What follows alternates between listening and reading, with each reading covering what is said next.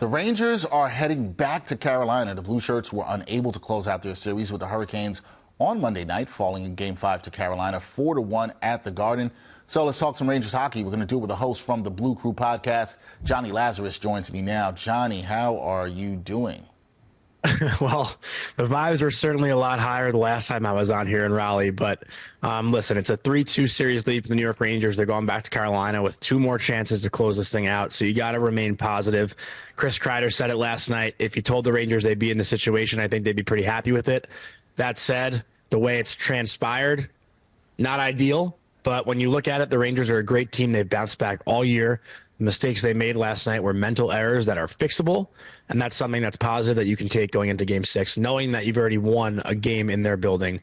So you look to build off of that, and an extra day will help with the rest. Get Fox some rest, get Hedl maybe a little bit more rest, and you go from there, day by day.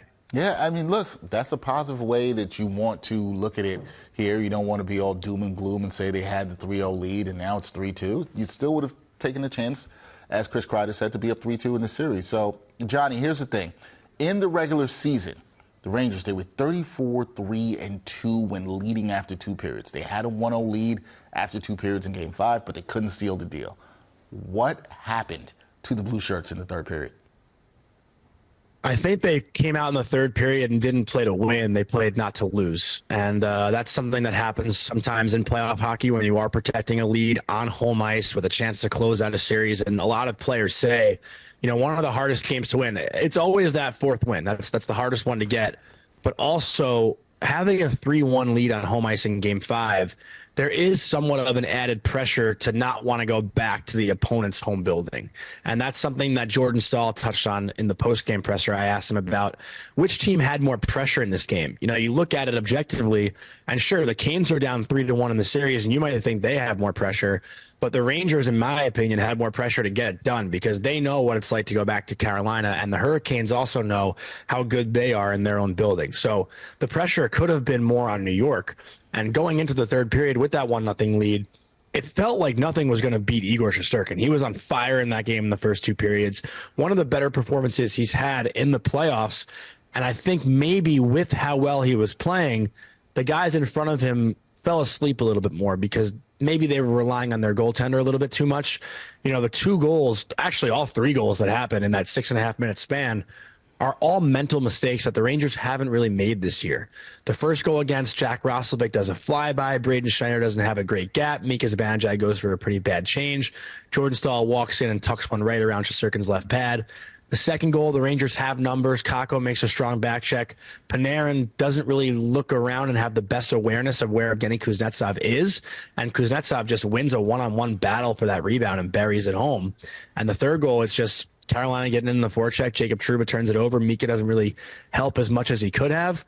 Puck goes out to Jordan Martinook in the slot, and he beats Shesterkin high to the blocker. So these are just little things that add up into big things. And that's something that a lot of coaches say. Usually when you're scored on, it's 3 little mistakes that lead to the goal. And that's just what happened for the Rangers last night. Yeah, and I want to talk to you about that with the mental mistakes because, Johnny, what was more concerning for you with the team in Game 5? The fact that the Rangers were 0 for 3 on the power play or that their defense, which you just talked about, allowed too many dangerous chances in front of Igor Shesterkin? Which one did you find more concerning?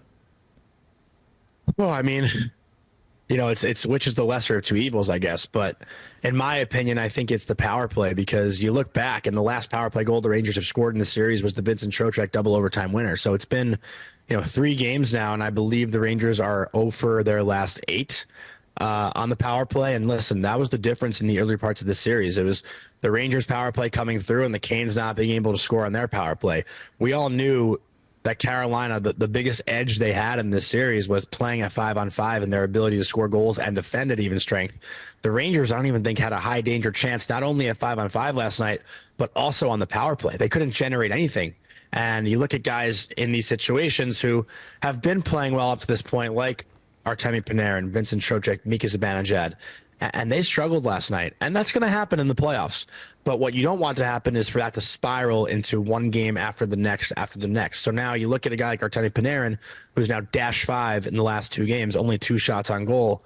What does he have in Game 6? How does he respond? Because he's been the guy to get the Rangers through, not only in the regular season, but in these first 2 rounds. when they needed him most. So you look for number 10 to have a bigger response come Thursday night, and hopefully the guys like Vinny Trocheck, who's been phenomenal, Mika Zibanejad, and Adam Fox and Igor Shesterkin can just, hold serve and do their jobs, and the Rangers hopefully avoid a Game 7. So, Johnny, you talked there about the guys who've been great for the Rangers throughout this postseason, especially when they've won here. Game 6, Thursday night in Raleigh. Who needs to step up for the Rangers on the road? Is it the bread man, like you said? Is it somebody else? And what are the keys to the Blue Shirts getting the win on Thursday to try to close the series out? Well, to me, it's going to be a collective effort, obviously, because, you need everyone to play at their best. And in these games, it is the big guns that you need to step up. We just talked about it, the power play. You can't have the Rangers go 4 games in a row without scoring a power play goal. So you're going to look for a guy like Panarin to make his mark on this game early on, Mika Zibanejad as well. Igor Shesterkin has been phenomenal, probably the Rangers' best player in this series. But, I think that first unit has come through all year long when the team has needed them to come through the most. And it's going to be tight because I don't know if the whistle will be blown a lot. I'm not sure how many power play opportunities the Rangers will get. But there has been games, too, where the third line comes through. Capo Caco scores a big goal to open up Game 4 in the first round. Barclay Goodrow has tallied a couple times. Jimmy Vesey's gotten on the board. These unsung heroes in games like this also, come through. So as much as you want to put the pressure on the big names like the Panarins, Zibanejad, Trocheck, Kreider, all those guys, maybe a guy like Will Cooley steps up. Maybe a guy like Alex Wenberg scores a big goal, and he's been clicking, he's been firing. He just hasn't had the offensive production that's been needed, or even a guy like Jack Roslovic. So there's so many different guys within this group that can step up, but you'd have to think if they're going to do it, the power play needs to get one. Yeah, you would think that's what needs to happen. But sometimes in these series, as you know, Johnny, it's an unsung hero, unexpected guy that steps up to help the team win. So we'll see if the Rangers can do it. Ranger fans a little bit down with the vibes after the Game 5 loss. We'll see if they can get the win on Thursday night in Raleigh.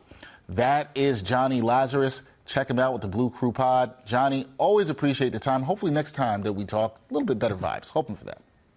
Yeah, me too, Dexter. Thank you. I appreciate it.